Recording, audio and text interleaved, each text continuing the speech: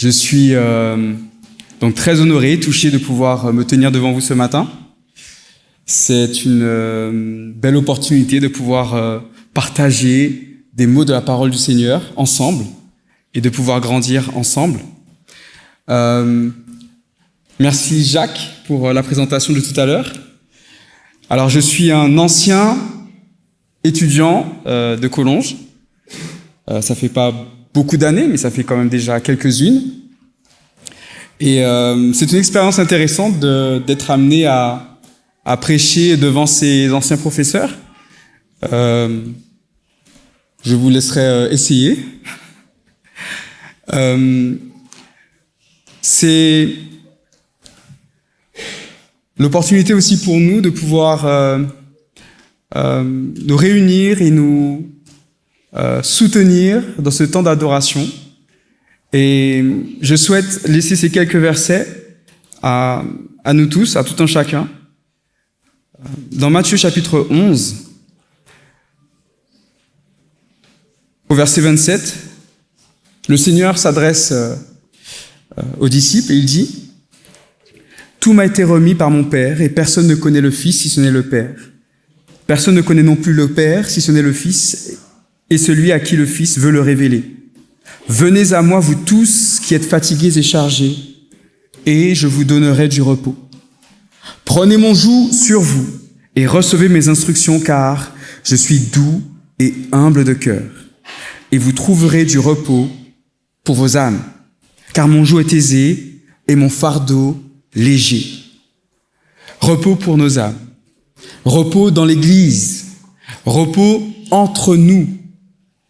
Et ce que je peux, l'une des choses parmi d'autres que je retiens de ces temps, de ces années d'études, c'est notamment un groupe de prière que nous avions avec Rivan dos Santos.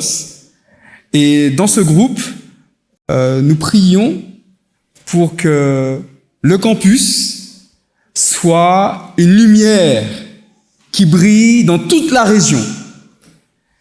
Pour que le campus soit comme un phare spirituel qui inonde de sa lumière toute la région. Et je crois que le Seigneur a entendu nos prières et il continue à y répondre. Lorsque nous voyons les activités qui sont proposées, les programmes qui sont entrepris, je trouve ça extraordinaire. C'est d'ailleurs un privilège, mes amis, de pouvoir adorer et passer un temps ensemble dans un contexte comme celui-là. Il y a, vous savez, des communautés qui n'ont pas de pianistes. Il y a des communautés où se réunir est un effort. Et je crois que c'est une belle bénédiction de la part du Seigneur de pouvoir adorer dans un contexte comme celui-là. L'Église est une bonne chose. Ça vaut le coup de vivre l'Église et de vivre l'Église ensemble. C'est pour moi aussi l'opportunité de pouvoir saluer donc la communauté de la part de la fédération. C'est quelque chose de beau de voir que nous pouvons vivre des choses ensemble. Et je crois que puisque le Seigneur revient bientôt, puisque toutes ces tragédies et ces tristesses que nous voyons dans le monde vont bientôt se terminer, c'est pour nous l'occasion de pouvoir travailler ensemble pour faire en sorte que l'Évangile soit proclamé bien haut. Le Seigneur revient. Jésus revient. Ce matin, j'ai souhaité aborder avec vous ces quelques versets que nous avons lus dans le livre des Actes, et qui nous sont racontés par Luc, l'évangéliste. Nous sommes à une période particulière. On est aux environs de 57 environ après Christ, 57 de notre ère. Et Paul termine son 3e voyage. Ça a été 15 années à peu près d'activité intense. 15 années durant lesquelles il s'est investi à fond pour faire en sorte que l'évangile soit proclamé et que des églises, des communautés prennent naissance et grandissent. 15 années durant lesquelles beaucoup de personnes, quelle que soit leur origine, ont pu entendre parler de Jésus et ont pu donner leur vie à Christ. 15 années durant lesquelles des expériences extraordinaires ont pu être vécues. 15 années de labeur. Et à la fin de ce labeur, en tout cas à la fin de ce 3e voyage, Paul nous dit dans Acte 20 au verset 22 qu'il est convaincu par le Seigneur qu'il doit aller à Jérusalem. Il n'a plus de temps.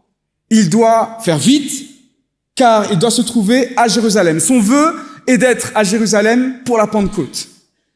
Malheureusement, comme le Seigneur le lui a inspiré également, il dit au verset 25 dans Acte 20, « Je sais que vous ne verrez plus mon visage, vous tous au milieu de qui j'ai passé en prêchant le royaume de Dieu. » Pour Paul, Jésus revient très bientôt.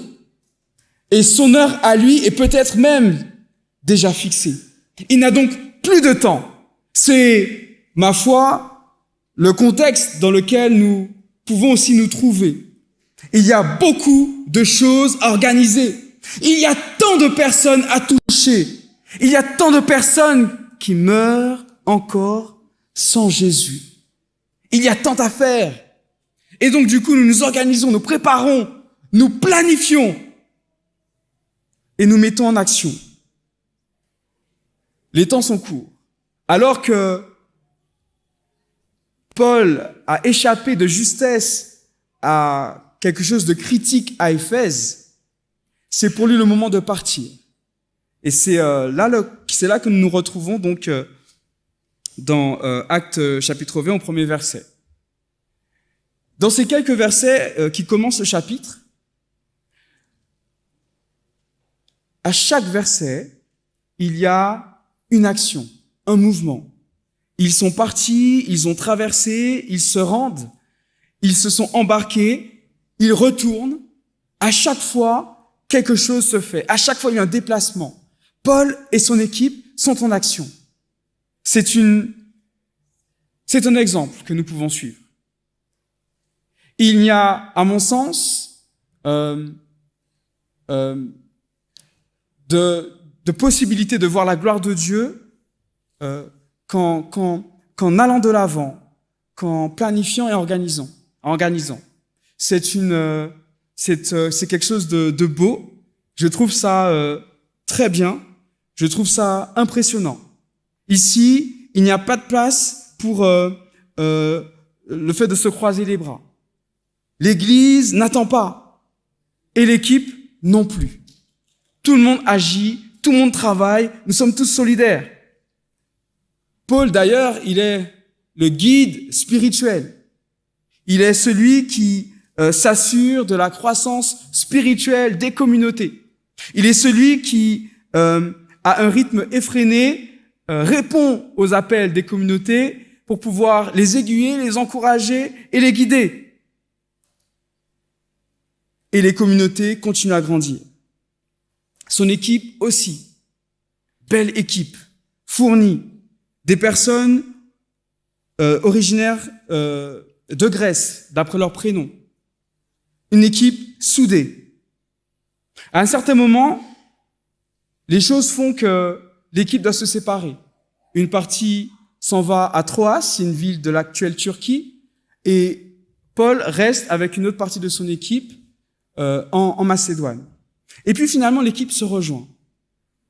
On garde à l'esprit que Paul n'a plus beaucoup de temps. Il doit se dépêcher, il doit faire vite. Nous nous retrouvons donc avec la communauté à Troas. Paul a passé une semaine avec cette communauté.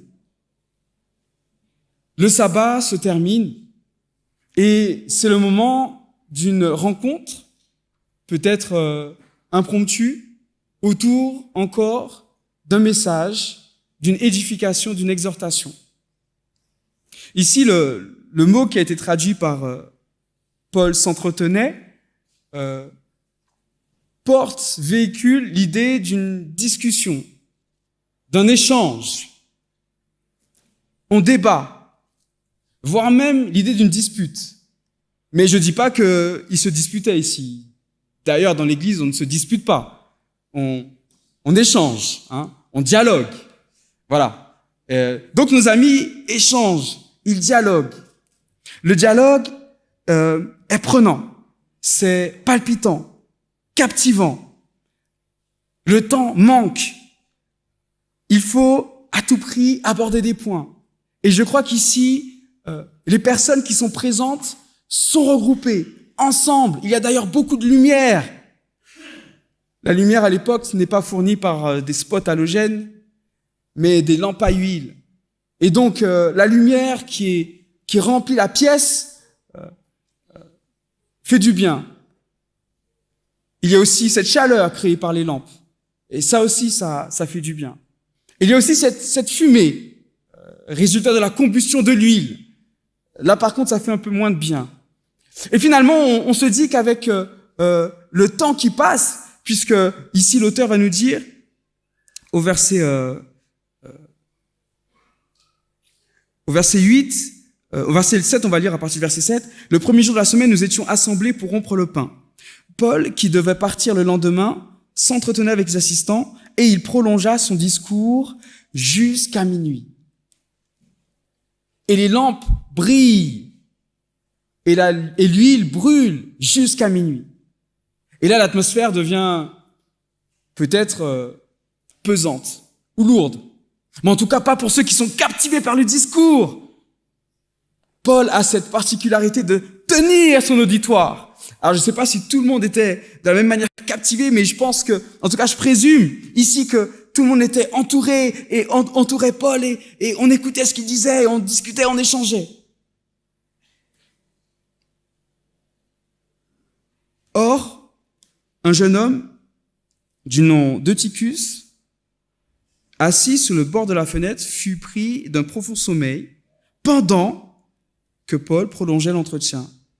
Entraîné par le sommeil, il tomba du 3e étage. L'Église est une opportunité extraordinaire. Je crois à l'Église et je pense que beaucoup parmi nous partagent ma foi. L'Église est le lieu dans lequel nous avons l'opportunité de grandir. L'Église est le biais par lequel le Seigneur souhaite que son évangile soit prêché et partagé. Le Seigneur souhaite que nous puissions grandir avec lui autour de la parole. Je crois également que l'Église est le lieu où nous tous, nous devons nous sentir bien. Et nous tous, nous devons avoir l'opportunité de grandir spirituellement et d'être, on va dire, suivis et accompagnés. Cet accident qui est relaté ici est quelque chose qui doit nous interpeller. Parce qu'il y a ici une situation qui est particulière, spéciale, inédite. Comment est-ce possible qu'un jeune, on va dire aujourd'hui qui serait né entre les deux coupes du monde, en tout cas c'est ce que le mot ici tend à nous faire comprendre, si ça se passait aujourd'hui, il aurait entre 18 et 25 ans. Comment se fait-il qu'un jeune ait pu, tout seul, assis sur le bord d'une fenêtre, s'endormir, tant et si bien qu'il ait perdu l'équilibre et qu'il soit tombé par la fenêtre? C'est intriguant.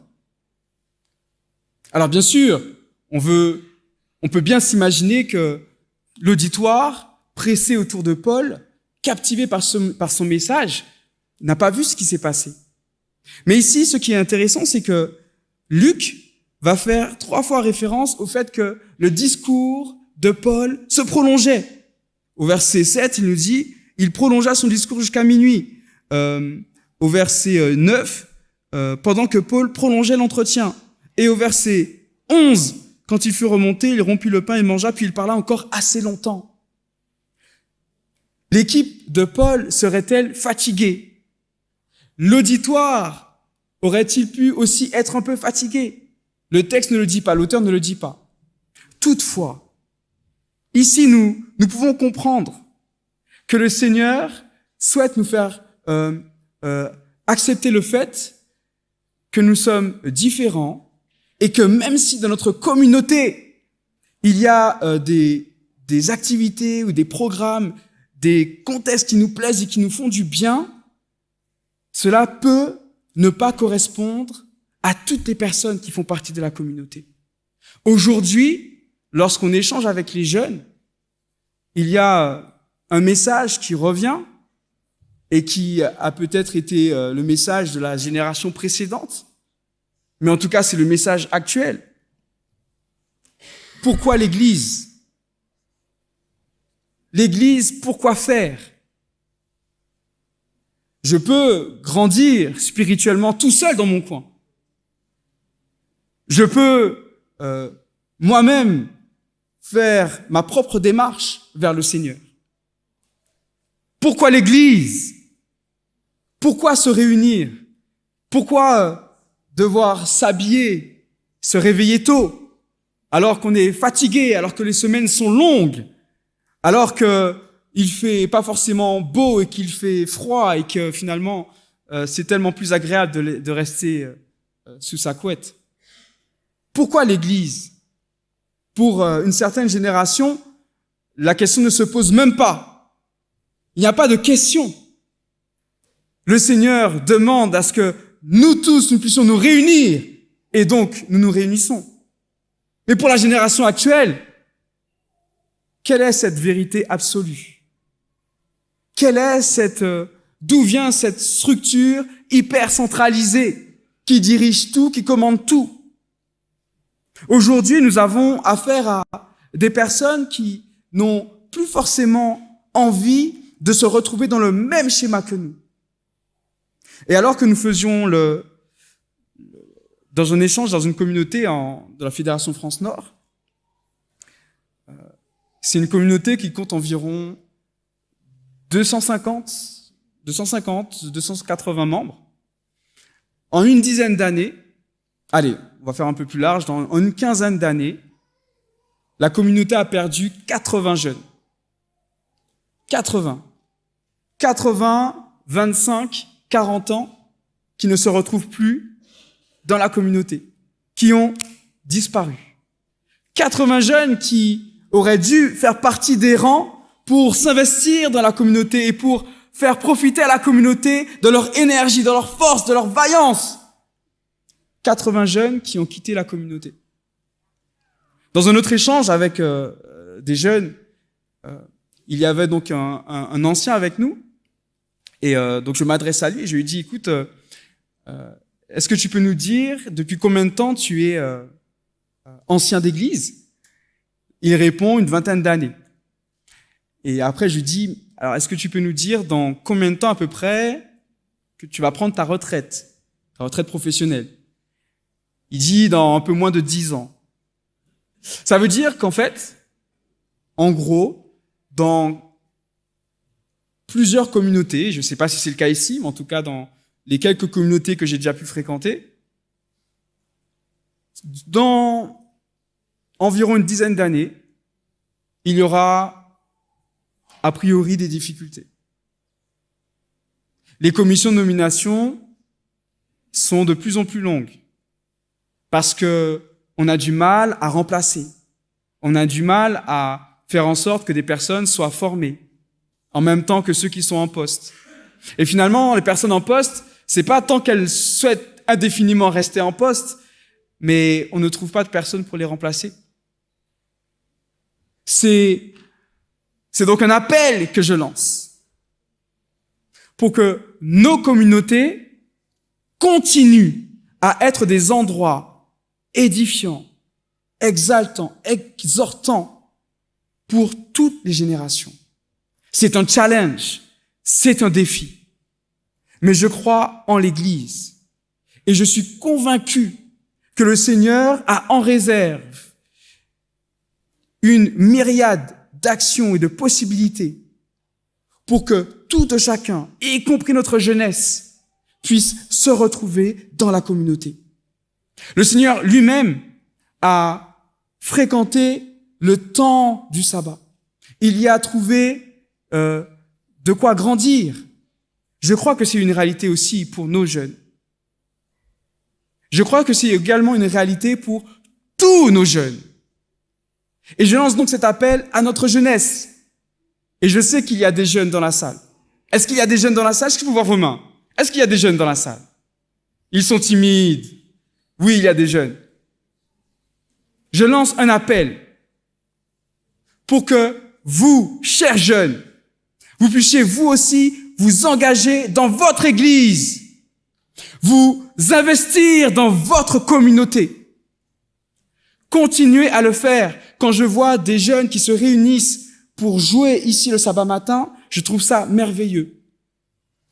Et il me semble qu'il sera encore plus beau de voir ces mêmes jeunes qui sont à peu près compagnons aînés, continuer à s'investir, peut-être plus forcément par la musique, mais aussi en tant que diacre, aussi dans la trésorerie, dans le secrétariat, en tant qu'ancien d'église, voire en tant que ministre du culte. Chers jeunes, pourquoi l'Église? Pourquoi l'Église? Parce que c'est le meilleur endroit où vous pourrez grandir spirituellement. Je doute, il n'y a peut-être pas d'études scientifiques pour corroborer ce que je vais dire, mais je doute que être un participant de l'Église via son smartphone soit quelque chose d'édifiant. Lorsque je vis l'Église, j'ai l'opportunité de laisser le Seigneur m'interpeller. J'ai l'opportunité d'entendre des témoignages. J'ai l'opportunité de partager mon témoignage et de faire du bien autour des personnes qui m'entourent, pour les personnes qui m'entourent. J'ai l'opportunité de voir des personnes grandir spirituellement, de voir des conversions, de voir des miracles se réaliser. Oui, je crois en l'Église. Et je crois dans une Église qui est une source de bénédiction, notamment pour tous ces jeunes. Eutychus, le fortuné, vient de tomber. Et là, tout le monde crie, tout le monde est terrorisé. On ose imaginer ce qui s'est passé. On ose imaginer ce qui va se passer. Eutychus est tombé. Tout le monde descend. Et nous lisons au verset 10. Mais Paul descendit, se pencha sur lui. Le mot grec qui, ici, traduit par pencher, véhicule l'idée que Paul s'est limite jeté sur Eutychus. Et ça nous fait ici penser pour ce dernier miracle du ministère de Paul, raconté dans le livre des Actes. Pour ce dernier miracle, ça nous fait penser à ce que Élie et Élisée, ce que eux aussi, ils ont eu l'occasion de faire pour un jeune homme, pour un enfant. Paul, le ministre, l'apôtre, celui qui porte le message, qui dirige, qui oriente, qui encourage, qui exhorte, qui édifie, lui-même est le premier arrivé sur la scène, sur la situation. Et il se jette sur Eutychus.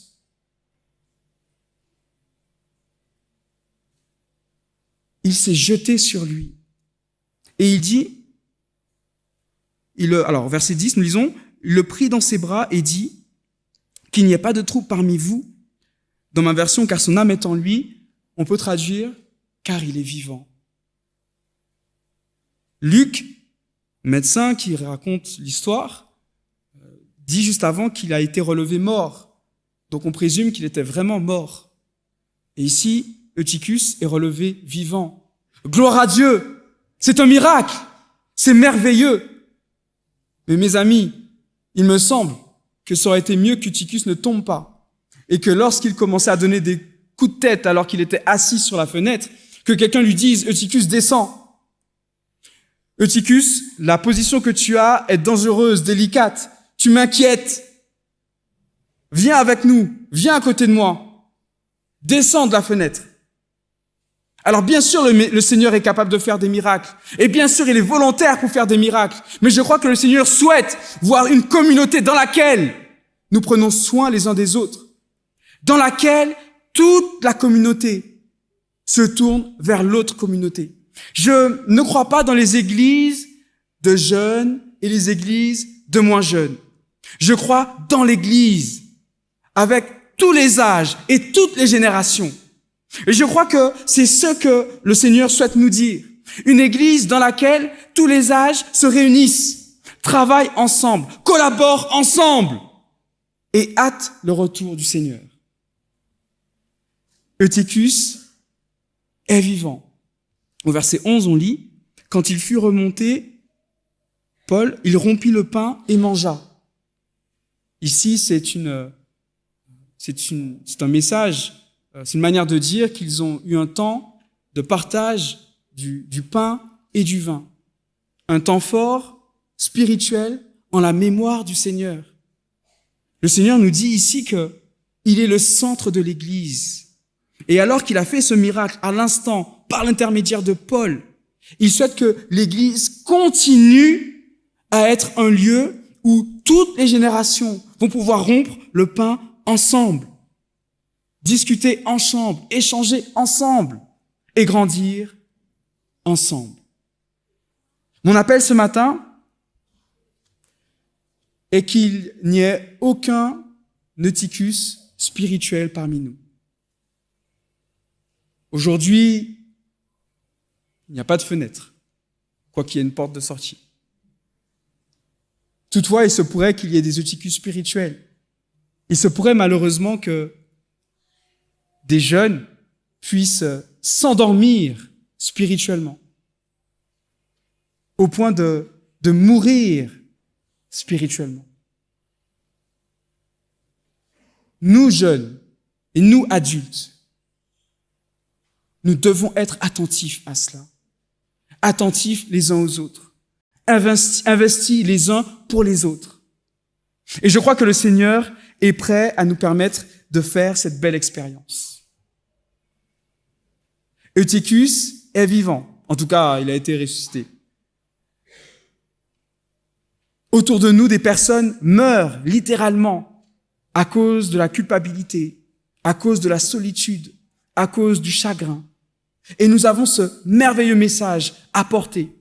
Un message vibrant sur le Seigneur, sur son retour prochain. Mais un message qui porte l'espérance que nous pouvons travailler ensemble, que nous pouvons grandir ensemble et que notre Église continuera à être un flambeau qui brille encore et toujours dans ce monde de ténèbres. Que le Seigneur nous investisse, qu'il nous parle, qu'il nous inspire et qu'il nous bénisse abondamment. Amen.